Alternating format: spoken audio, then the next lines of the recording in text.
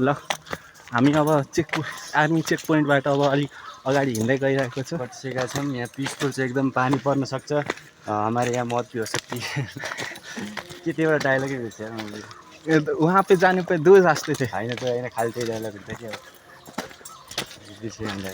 हामी हिँड्दैछौँ। हिँड्दैछौँ। अब झर्ना पुगेपछि हामी देखाउँछौँ। तिम्रो ऊ पनि देखाउनु होलिया। अब हाम्रो आउटफिट चेक तिम्रो भने अब हामी यताबाट जाने कि मेरोबाट खिच्यो तिमी।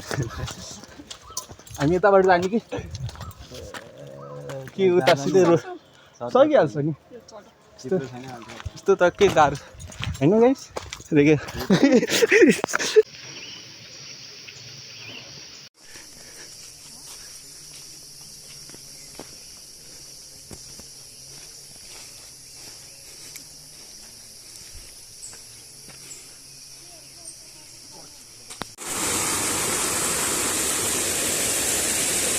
अब जुत्ता भिडिहाल्यो छिराइदिइहाल्यो म के हो।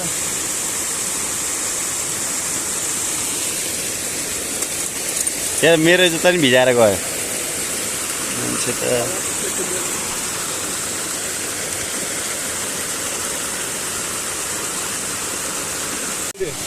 होइन 1 घन्टा यहाँ आएर युट्युबमा लाइभ गर्ने कि नेचर साउन्ड लाइभ। माछाहरू सान्दा नदेख्दैन नि।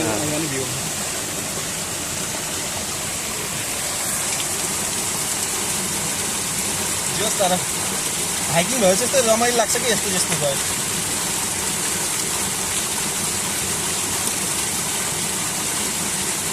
यस्तो ढुङ्गाहरू लानु पर्ला एक्वेरियममा राख्नुलाई। कति चिज छ पानी।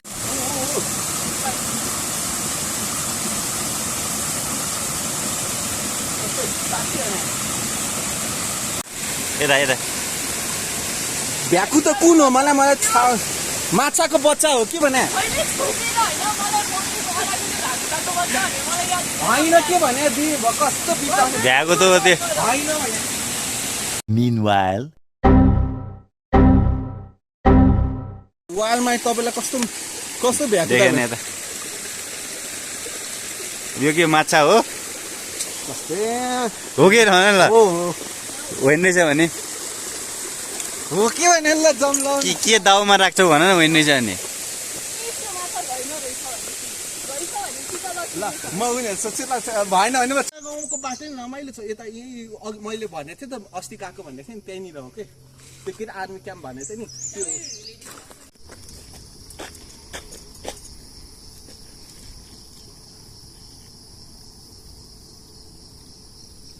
कस्तो खोलाको जस्तो आवाज आएको है।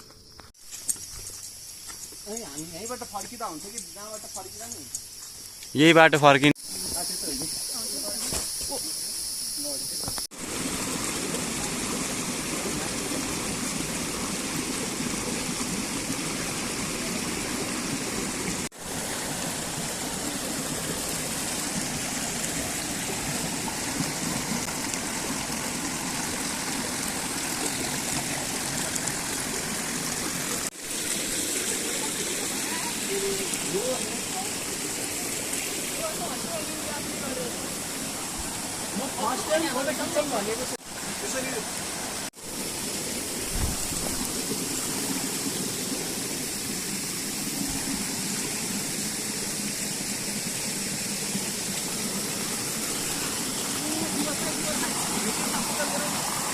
के माछा भ्याएको त भेटायो होला।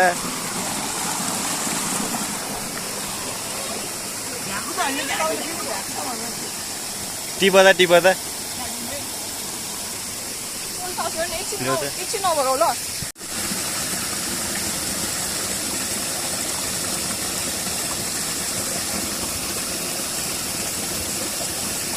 उतै छ हौ सबै पानी फोहोर बनाइदिइसक्यो। समीर भाइले माछा खोजिरहेको छ यहाँ। 5वटा 3टा गन्डी समातेर माछा हानेर अघि गरिरहेको थियो भर्खर फाल्यो। होइन व्यवस्था भ्लगिङ गर्दै हुन्छ। व्यवस्था माछा भेट्यो भने